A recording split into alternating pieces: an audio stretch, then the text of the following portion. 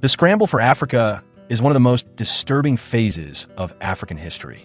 What really happened in the numerous African kingdoms and empires during the scramble? In my research into this subject, I discovered some fascinating pictures and illustrations of battles, events, and treaties from that period in the 19th century. These images give some insight into what happened then, and I will use most of them in this video. Somehow we've come to think that the scramble started at the Berlin Conference of 1884, that European countries sat around a conference table to divide Africa among themselves. This is strictly not true. The scramble for Africa began decades before the Berlin Conference. For example, by the 1870s, France had invaded and occupied Algeria, and Italy had already established a colony along the Red Sea by 1882. Why then was the Berlin Conference convened in late 1884? It held because these European countries were fighting over African territories. France and Italy clashed over Tunisia, while Britain and France almost went to war over the Nile Valley. So this was why Chancellor Bismarck of Germany, who was also afraid of losing territories himself, invited the colonial powers to the international conference. At the Berlin Conference, European countries basically just set the rules for claiming African territories so as to reduce the risk of conflict between them. After the conference, Africa became a free-for-all, and there were literal races to conquer territories by the Europeans. Today, let's look at what really happened in the numerous African kingdoms and empires during the scramble for Africa and how Africans responded.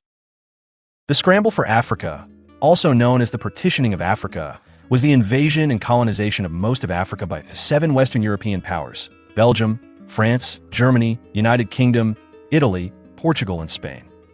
Europe had traded with Africa from as early as the 15th century when the Portuguese landed on the coast of West Africa.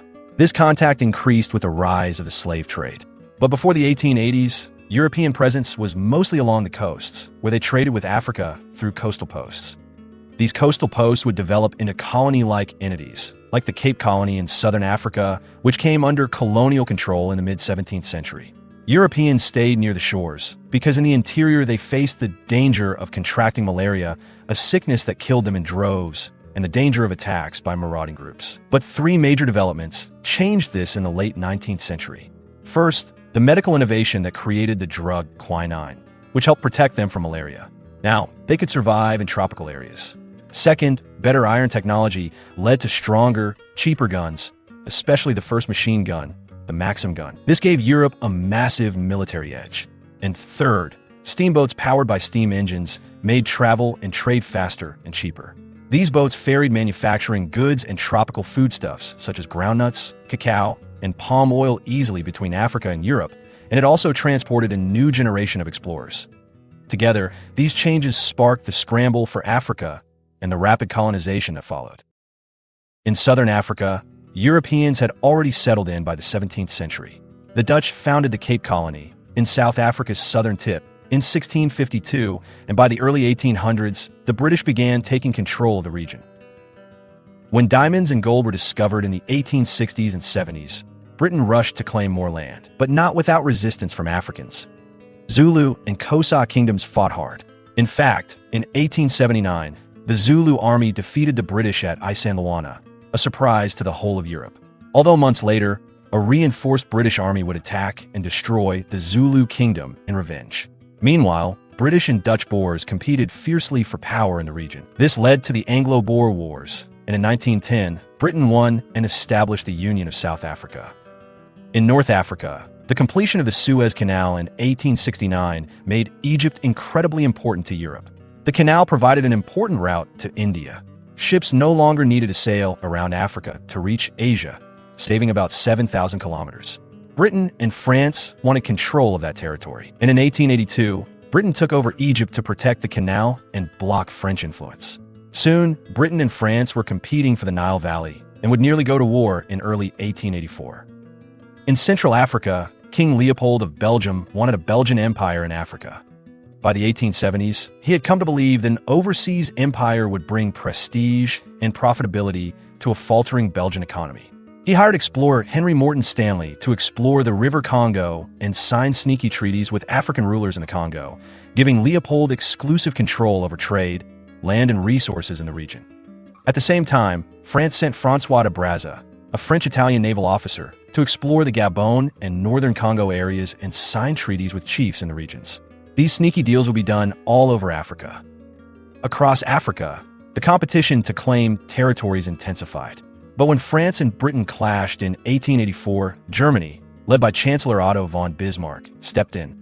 Although not originally interested in colonies, Germany feared being left out. So they took control of Togoland, now Togo and part of Ghana, Cameroon, and German West Africa, now Namibia. In late 1884, Chancellor Bismarck convened the international conference that became known as the Berlin Conference of 1884 to 1885.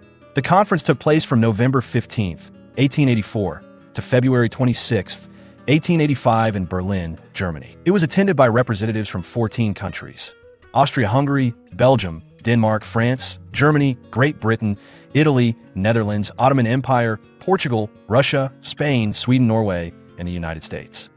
Notably, no African country was invited to the conference, and Africans' interests and rights were completely disregarded. At the conference, European leaders agreed on two major things. One, King Leopold's control of the Congo was recognized in exchange for free trade in the Congo region. And two, any European power could claim an African territory if they had actual control of the area, either through treaties or military conquests. The Berlin Conference concluded with the signing of the General Act of the Berlin Conference, which was titled General Act of the Berlin Conference on West Africa, as oddly the official name of the conference was the West Africa Conference, though it covered the whole of Africa. I'll put a link to download the act in the description for people who are curious to know more. Meanwhile, please like the video to show support for my work. Thank you. When European powers raced to carve up Africa, they did not meet a submissive continent. African communities responded with strategy and resistance. The story of colonization is not just about European conquests, but also African resilience. From the very beginning, African communities used different tactics to deal with the invading forces. Some, like Emperor Menelik II of Ethiopia, chose to fight from start. In 1896, at the Battle of Adwa, Ethiopian forces shocked the world by defeating the Italian army in the First Italo-Ethiopian War. Ethiopia remained independent, one of the very few African nations to escape colonization. Other kingdoms resisted as long as they could, only surrendering when defeat was unavoidable, and sometimes choosing to negotiate and cooperate, hoping to protect the people and preserve some power. In northern Nigeria, Rwanda, and Burundi, some of the old ruling elites survived by collaborating with colonizers and keeping their positions, at least on paper. Because the Europeans had better weapons, one powerful tactic used by Africans was guerrilla warfare. Fast, mobile, small group combat was used to harass European troops. It was effective but costly and unsustainable. In West Africa, Samori Touré, ruler of the Wassoulou Empire, used scorched earth tactics, burning his own lands to stop the French advance. It slowed them down, but also destroyed his people's ability to grow food and sustain themselves. Some African leaders used colonial powers to their own advantage. In Buganda Kingdom, part of modern-day Uganda, the local elite allied with the British to defeat rival kingdoms like Bunyoro, Toro, and Ankole. In return, Buganda earned a privileged place within the new protectorate. But Europeans exploited these local rivalries and used the divide-and-conquer strategy to get easy victories. In forested region of West Africa, in what is now Nigeria, isolating the kingdoms, the British first fought the Yorubas in 1892-93, then the Benin Kingdom in 1897. They attacked the Aro Confederacy in 1901, and finally in the north. Instead of facing a united force, the British fought each emirate of the powerful Sokoto Caliphate separately. By 1903, the entire caliphate had fallen. This brought the whole region under British power. The French did the same with the kingdoms in present-day Senegal and Mali, manipulating tensions between the Tukulur and Mandinka empires. After signing treaties that rulers of the empires saw as guarantees against French attacks, the Tukulur even helped them conquer some other regions. But the French later betrayed them, attacking and conquering both the Mandinka and the Tukulur in the late 1890s. The Portuguese also expanded their reach in the regions in present-day Mozambique and Angola by manipulating African factions to fight each other. But several communities resisted strongly, especially in Angola, where the Portuguese army did the fighting themselves and would not gain full control until well into the 20th century. Some of the toughest resistance came from stateless societies, that is, communities without a central ruler. In southern Nigeria, the Igbo people resisted fiercely. When the British conquered one group, another would rise up. It took until 1910 to claim full control of the region. The subgroups of the Tiv in the Benue Valley of present-day Nigeria and many forest communities in Côte d'Ivoire also kept up their resistance for several years. Many regions were taken not by war, but through treaties.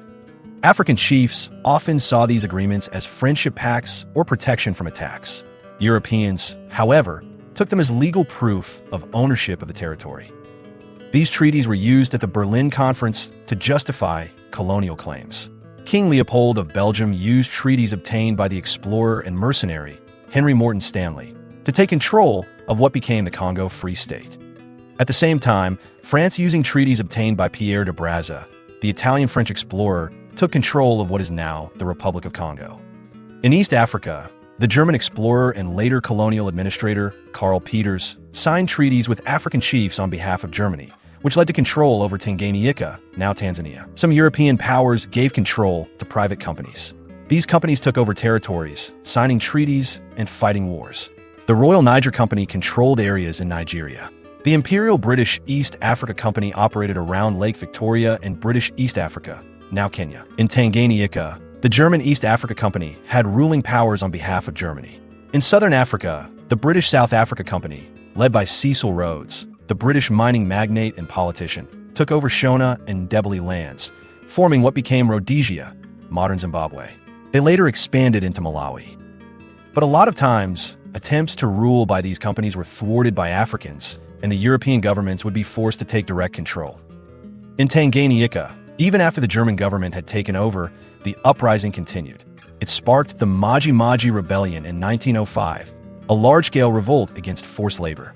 Though the Maji Rebellion was ultimately crushed, it showed how far Africans would go to fight for freedom. In Rhodesia, the Shona and Ndebele people rebelled so fiercely against British South Africa Company that to suppress them, reinforcements had to be called in from Cape Colony that was being administered by the British government. This video will be incomplete if we don't touch on one important question. Why was Africa colonized?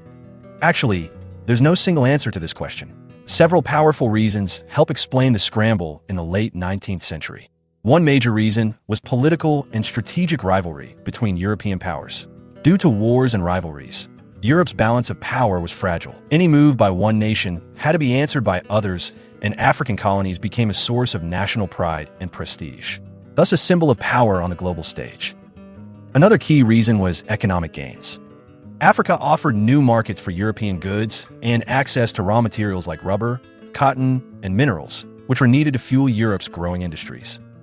The era of partitioning officially ended in the early 1900s, but some regions were never completely under the control of colonial governments, and in some regions resistance continued for at least another decade.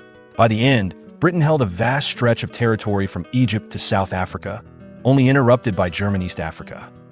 In West Africa, France expanded from Senegal into Central Africa, while the British focused on valuable trade routes, especially around the Niger River areas forming modern-day Nigeria.